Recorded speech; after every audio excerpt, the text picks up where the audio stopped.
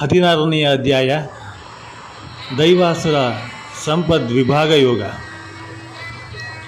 ಭಗವಂತನು ಹೇಳಿದರು, ಭಯದ ಸರ್ವತಾ ಅಭಾವ, ಅಂತಃಕರಣದ ಪೂರ್ಣ ನಿರ್ಮಲತೆ, ತತ್ವಜ್ಞಾನಕ್ಕಾಗಿ ಧ್ಯಾನ ಯೋಗದಲ್ಲಿ ನಿರಂತರ ದೃಢ ಸ್ಥಿತಿ, ಅಂದರೆ ಪರಮಾತ್ಮನ ಸ್ವರೂಪವನ್ನು ಯಥಾರ್ಥವಾಗಿ ತಿಳಿದುಕೊಳ್ಳಲು ಸಚ್ಚಿದಾನಂದ ಘನ ಪರಮಾತ್ಮನ ಸ್ವರೂಪದಲ್ಲಿ ಏಕೈಕ ಭಾವದಿಂದ ನಿರಂತರ ಧ್ಯಾನದ ತಲ್ಲೀನತೆಯ ಸ್ಥಿತಿಯನ್ನು ಜ್ಞಾನ ಯೋಗ ವ್ಯವಸ್ಥಿತಿ ಎಂದು ತಿಳಿದುಕೊಳ್ಳಬೇಕು.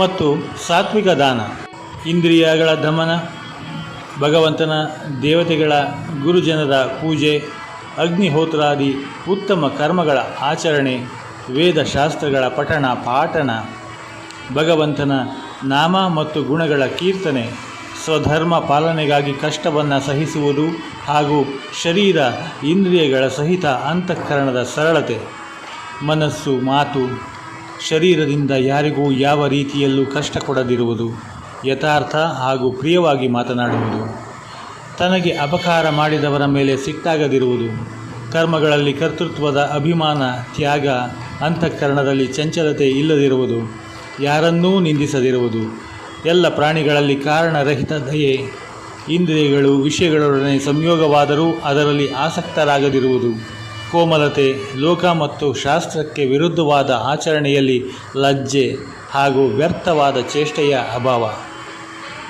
ತೇಜಸ್ಸು, ಅಂದರೆ ಯಾರ ಪ್ರಭಾವದಿಂದ ಅವರ ಮುಂದೆ ವಿಷಯಾಸಕ್ತ ಮತ್ತು ನೀಚ ಪ್ರಕೃತಿಯ ಮನುಷ್ಯರೂ ಸಹ ಬಹುಶಃ ಅನ್ಯಾಯಾಚರಣೆಯನ್ನು ಬಿಟ್ಟು ಅವರ ಉಪದೇಶದಂತೆ ಶ್ರೇಷ್ಠ ಕರ್ಮಗಳಲ್ಲಿ ಪ್ರವೃತ್ತರಾಗುತ್ತಾರೋ ಅಂತಹ ಪ್ರಭಾವಶಾಲಿ ಪುರುಷನ ಶಕ್ತಿಯೇ ತೇಜಸ್ಸು.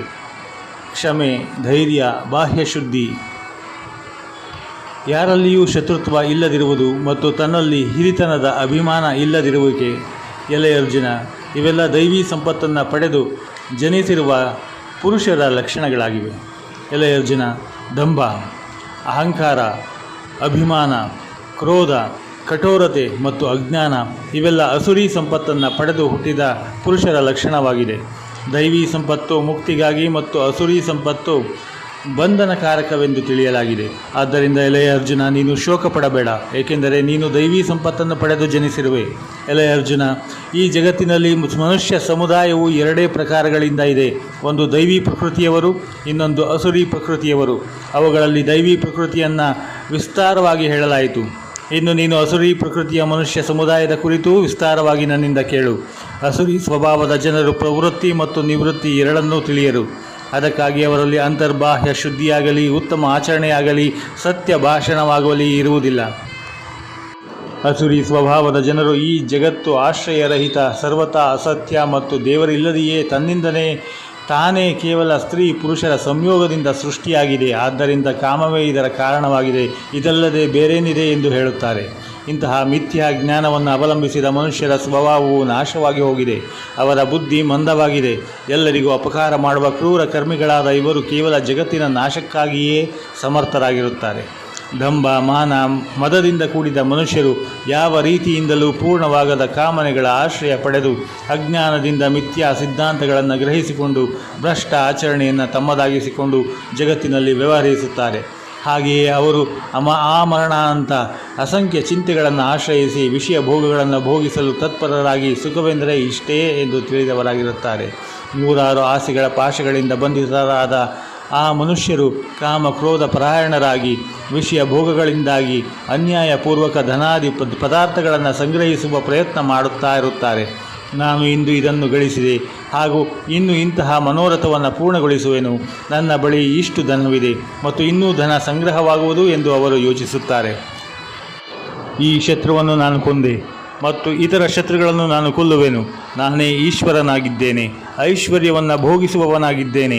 ನಾನು ಎಲ್ಲ ಸಿದ್ಧಿಗಳಿಂದ ಕೂಡಿರುವೆನು ಮತ್ತು ಬಲಶಾಲಿಯೂ ಸುಖಿಯೂ ಆಗಿದ್ದೇನೆ. ನಾನು ದೊಡ್ಡ ಶ್ರೀಮಂತ ಮತ್ತು ದೊಡ್ಡ ಮನೆತನಗಳಲ್ಲಿ ಹುಟ್ಟಿದವನು. ನನಗೆ ಸಮಾನರು ಬೇರೆ ಯಾರಿದ್ದಾರೆ? ನಾನು ಯಜ್ಞವನ್ನು ಮಾಡುವೆನು, ದಾನ ಕೊಡುವೆನು, ಅಮೋದ ಪ್ರಮೋದ ಮಾಡುವೆನು. ಹೀಗೆ ಅಜ್ಞಾನದಿಂದ ಮೋಹಿತರಾಗಿ ಅನೇಕ ಪ್ರಕಾರದಿಂದ ಭ್ರಮಿತ ಚಿತ್ತವುಳ್ಳವರು ಮೋಹಜಾಲದಲ್ಲಿ ಸಿಕ್ಕಿ ಹಾಕಿಕೊಂಡು ವಿಷಯ ಭೋಗಗಳಲ್ಲಿ ಅತ್ಯಂತ ಆಸಕ್ತರಾದ ಅಸುರಿ ಜನರು ಮಹಾ ಅಪವಿತ್ರ ನರಕದಲ್ಲಿ ಬೀಳುತ್ತಾರೆ.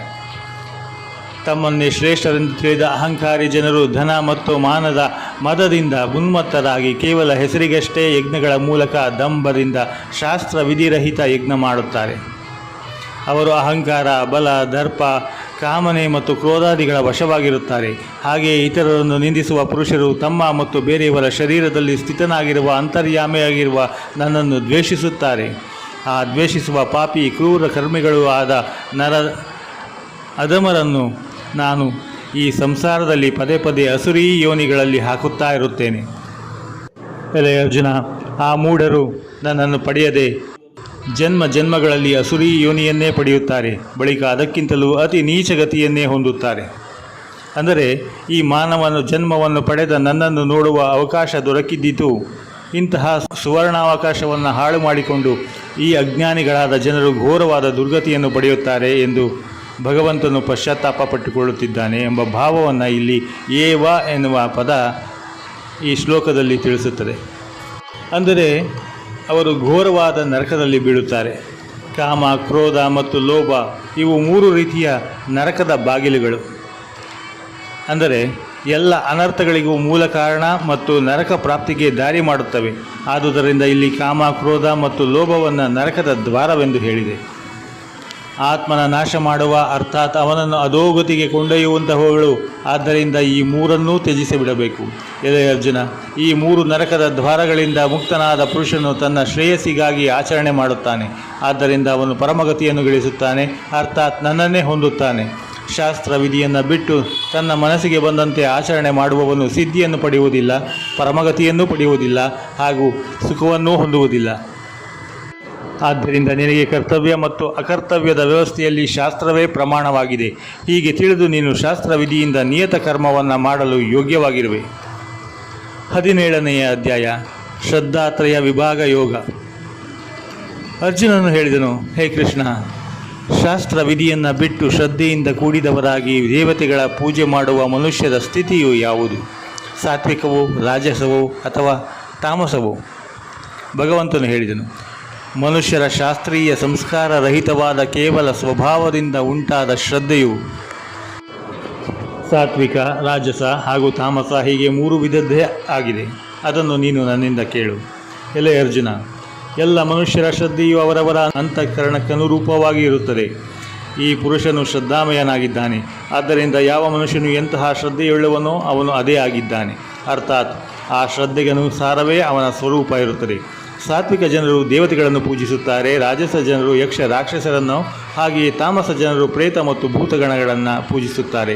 ಶಾಸ್ತ್ರ ವಿಧಿಯನ್ನು ಬಿಟ್ಟು ಕೇವಲ ಮನೋಕಲ್ಪಿತವಾದ ಘೋರ ತಪಸ್ಸನ್ನು ಆಚರಿಸುವ ಮನುಷ್ಯರು ದಂಭ, ಅಹಂಕಾರ, ಕಾಮನೆ, ಆಸಕ್ತಿಗಳಿಂದ ಕೂಡಿದವರಾಗಿ ಬಲದ ಅಭಿಮಾನದಿಂದಲೂ ಕೂಡಿಕೊಂಡಿದ್ದು ಶರೀರ ರೂಪದಿಂದಿರುವ ಪ್ರಾಣಿ ಸಮುದಾಯವನ್ನು ಮತ್ತು ಅಂತಃಕರಣದಲ್ಲಿ ಇರುವ ಪರಮಾತ್ಮನಾದ ನನ್ನನ್ನು ಕೃಶಗೊಳಿಸುವ ಅಜ್ಞಾನಿ ಜನರನ್ನು ಅಸುರಿ ಸ್ವಭಾವದವರೆಂದು ನೀನು ತಿಳಿ.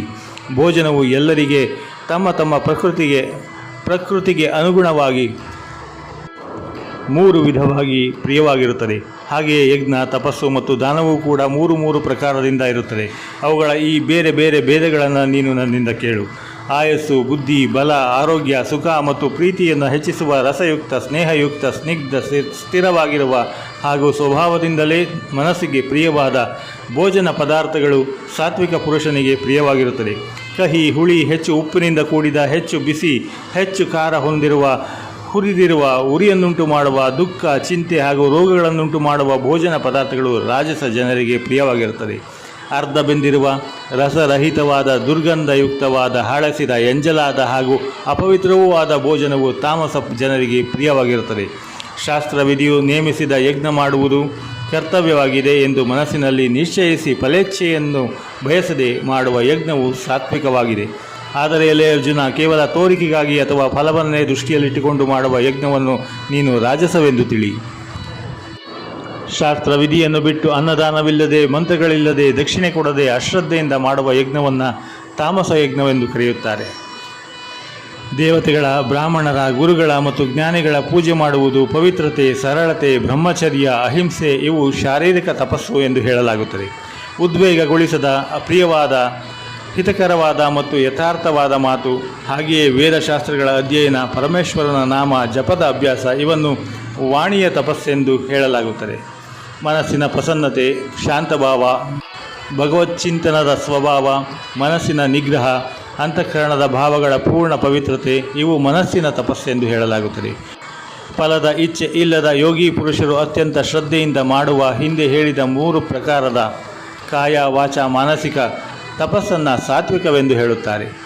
ಸತ್ಕಾರ, ಮಾನ ಮತ್ತು ಪೂಜೆಗಾಗಿ ಹಾಗೆಯೇ ಬೇರೆ ಯಾವುದೋ ಸ್ವಾರ್ಥಕ್ಕಾಗಿ ಸ್ವಭಾವದಿಂದ ಅಥವಾ ದಂಭಾಚಾರದಿಂದ ಮಾಡುವ ತಪಸ್ಸು ಕ್ಷಣಿಕ ಹಾಗೂ ಅನಿಶ್ಚಿತ ಫಲವುಳ್ಳ ತಪಸ್ಸನ್ನು ಇಲ್ಲಿ ರಾಜಸವೆಂದು ಹೇಳಲಾಗಿದೆ.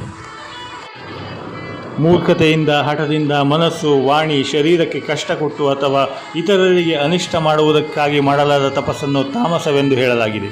ದಾನ ಕೊಡುವುದೇ ಕರ್ತವ್ಯವಾಗಿದೆ. ಈ ಭಾವದಿಂದ ದೇಶ, ಕಾಲ ಮತ್ತು ಪಾತ್ರ ದೊರಕಿದಾಗ ಪ್ರತ್ಯುಪಕಾರವನ್ನು ಬಯಸದೆ ಮಾಡುವ ದಾನವನ್ನು ಸಾತ್ವಿಕವೆಂದು ಹೇಳಲಾಗಿದೆ.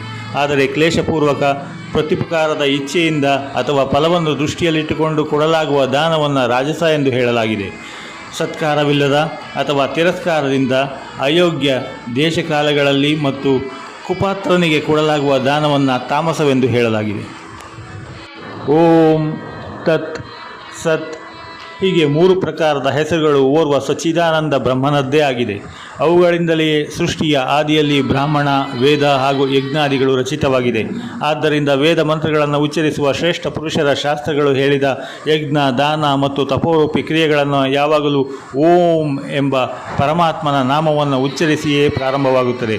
ತತ್ ಈ ಹೆಸರಿಂದ ಸಂಬೋಧಿಸುವ ಪರಮಾತ್ಮನದ್ದೇ ಇದೆಲ್ಲವೂ ಆಗಿದೆ. ಈ ಭಾವನೆಯಿಂದ ಫಲವನ್ನು ಬಯಸದೆ ನಾನಾ ಪ್ರಕಾರದ ಯಜ್ಞ, ತಪಸ್ಸು ಮತ್ತು ದಾನರೂಪಿ ಕ್ರಿಯೆಗಳನ್ನು ಶ್ರೇಯಸ್ಸಿನ ಇಚ್ಛೆಯುಳ್ಳ ಪುರುಷರು ಮಾಡುತ್ತಾರೆ. ಸತ್ ಈ ಪರಮಾತ್ಮನ ಹೆಸರನ್ನು ಸತ್ಯಭಾವದಲ್ಲಿ ಮತ್ತು ಶ್ರೇಷ್ಠ ಭಾವದಲ್ಲಿ ಪ್ರಯೋಗಿಸಲಾಗುತ್ತದೆ. ಹಾಗೆಯೇ ಪ್ರಾರ್ಥನೆ, ಉತ್ತಮವಾದ ಕರ್ಮಗಳಲ್ಲಿಯೂ ಸತ್ ಶಬ್ದವನ್ನು ಪ್ರಯೋಗಿಸಲಾಗುತ್ತದೆ. ಹಾಗೆಯೇ ಯಜ್ಞ, ತಪಸ್ಸು ಮತ್ತು ದಾನದಲ್ಲಿ ಇರುವ ಸ್ಥಿತಿಯನ್ನು ಕೂಡ ಸತ್ ಎಂದು ಹೇಳಲಾಗುತ್ತದೆ. ಮತ್ತು ಪರಮಾತ್ಮನಿಗೆ ಮಾಡಿದ ಕರ್ಮವು ನಿಶ್ಚಯವಾಗಿ ಸತ್ ಎಂದು ಹೇಳಲಾಗುತ್ತದೆ. ಎಲೆ ಅರ್ಜುನ, ಶ್ರದ್ಧೆಯಿಲ್ಲದೆ ಮಾಡಿದ ಹವನ, ಕೊಟ್ಟ ದಾನ, ಮಾಡಿದ ತಪಸ್ಸು ಮತ್ತು ಮಾಡಿದ ಶುಭ ಕರ್ಮಗಳೆಲ್ಲವೂ ಅಸತ್ ಎಂದು ಹೇಳಲಾಗುತ್ತದೆ. ಆದ್ದರಿಂದ ಅದು ಈ ಲೋಕದಲ್ಲಾಗಲಿ ಪರಲೋಕದಲ್ಲಾಗಲಿ ಲಾಭದಾಯಕವಾಗುವುದಿಲ್ಲ.